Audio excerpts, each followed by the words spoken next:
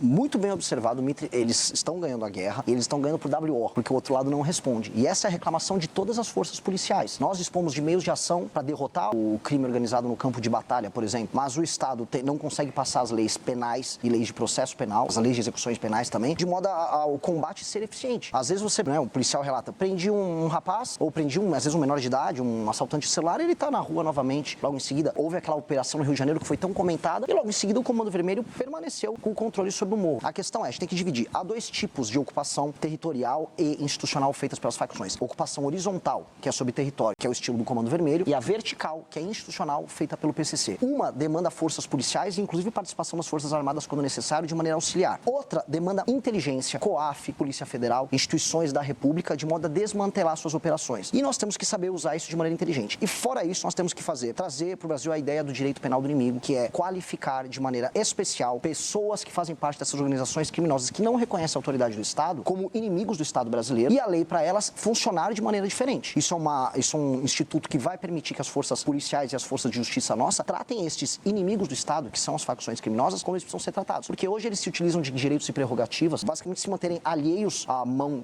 pesada que o Estado tem que ter para enfrentar eles, e manter milhões de brasileiros num regime paralelo, num Estado paralelo, que retira destes brasileiros seus direitos humanos. Renan, isso que você está falando, quanto se aproxima, por exemplo, do modelo de segurança pública de El Salvador, que é tão comentado hoje em dia? A gente teve em El Salvador, no ano de 2024, a gente conheceu, a gente viu de perto como é que é o modelo de funcionamento deles, e ele aplicou algo similar, que é o entendimento de que as facções, os grupos criminosos, que a gente pode qualificar como terroristas, eles estão atentando contra o Estado de Direito, e, portanto, o Estado de Direito, ele tem que ser instrumentalizado com todas as ferramentas para retirar determinadas prerrogativas desses caras, dessas lideranças do crime organizado, e colocá-los rapidamente na cadeia. Ele estabeleceu um regime especial, eles chamam lá de regime de exceção, e com base nisso ele desmantelou todo o crime organizado em El Salvador e tornou El Salvador o país mais seguro das Américas. O instituto que ele utilizou dá para ser utilizado aqui, e nós podemos utilizar outras estratégias também de combate, dado que a situação brasileira é diferente. O Brasil tem modelos diferentes de ocupação. Um exemplo, o PCC, para falar nominalmente, não estava presente em El Salvador, não havia uma versão do PCC lá. O combate ao PCC vai estar diferente do que eles fizeram no El Salvador. Nisso, a estrutura do Estado tem que ser utilizada de maneira diferente também. Cada caso, cada facção, uma solução.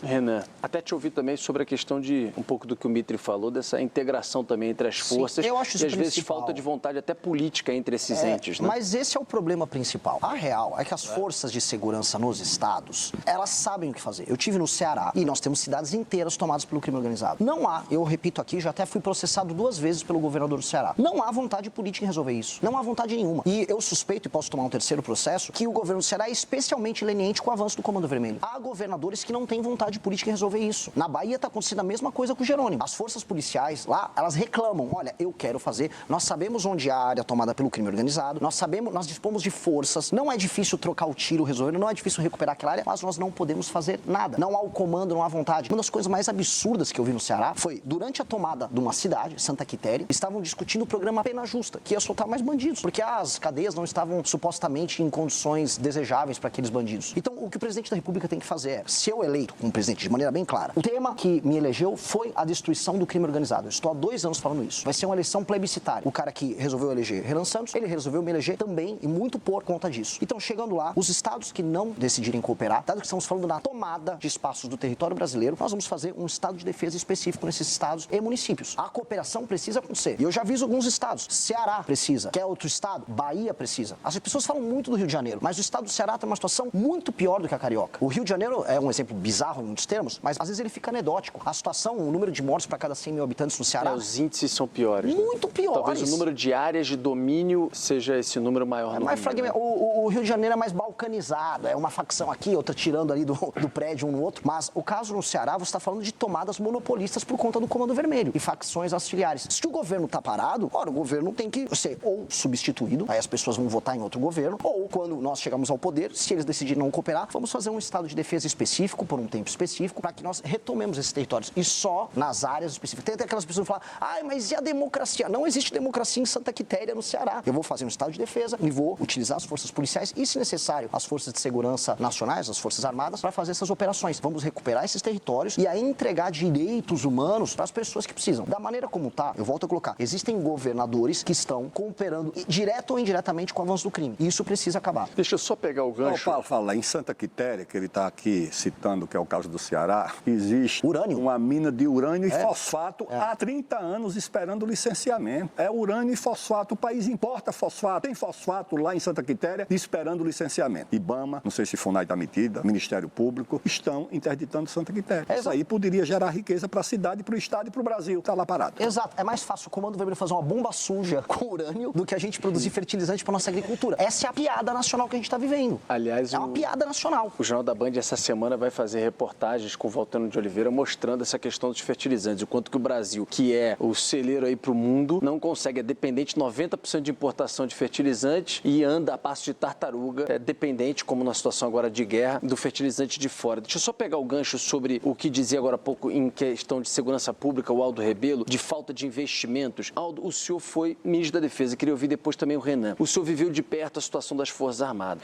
Hoje as Forças Armadas reclamam muito de falta de recursos. O mundo há 20 anos, quando você tinha uma ordem global com ONU e etc., se imaginava que, olha, tudo bem, vai ser difícil alguém entrar aqui, invadir, terras raras estão em discussão, o Brasil é a segunda maior reserva do mundo, temos a Amazônia Azul, então essa discussão não estava tão latente. Diante de um presidente agora, Donald Trump, que entrou para prender Maduro, que agora está fazendo o que está fazendo naquela região do Oriente Médio e tudo mais, a gente se depara, por exemplo, com a informação de que o Brasil não tem defesa aérea.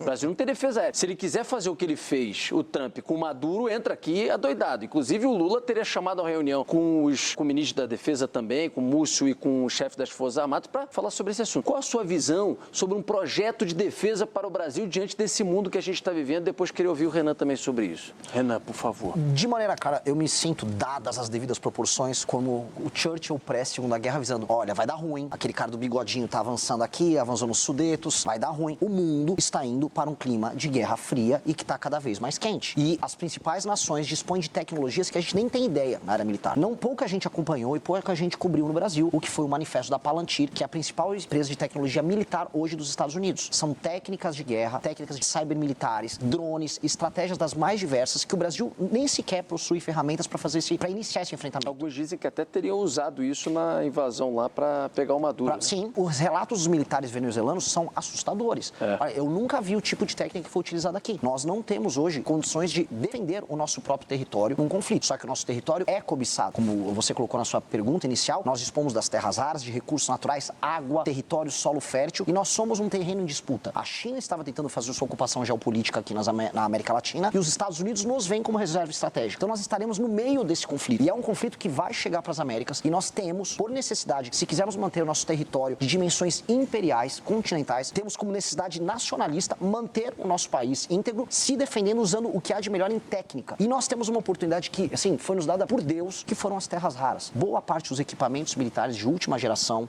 a indústria de semicondutores, os drones, esses equipamentos necessitam das terras raras. E nós estamos discutindo agora para quem a gente vai vender a terra rara. Nós temos que ter uma agenda de competitividade, ter, como ela trouxe, um espaço fiscal, por isso que eu falo muito de reforma fiscal na área da despesa. Tem que ter uma reforma fiscal na área da despesa para sobrar dinheiro para a gente fazer os investimentos corretos e, com base nisso, negociar com os Estados Unidos ou com a China, ou quem for, não só a produção das terras raras e a exportação delas, mas trazer a indústria de semicondutores, trazer a indústria bélica, fazer acordos de transferência de tecnologia e aí a gente começar a construir uma indústria de defesa de alta capacidade para que o Brasil possa se preparar para o mundo novo que vem aí. Fala, meus queridos, aqui quem fala é o Alan do canal Inevitável Cortes e no meu segundo mês postando cortes aqui no YouTube de figuras do Partido Missão e do MBL, eu faturei cerca de R$25 mil ou um pouquinho mais de $4 mil.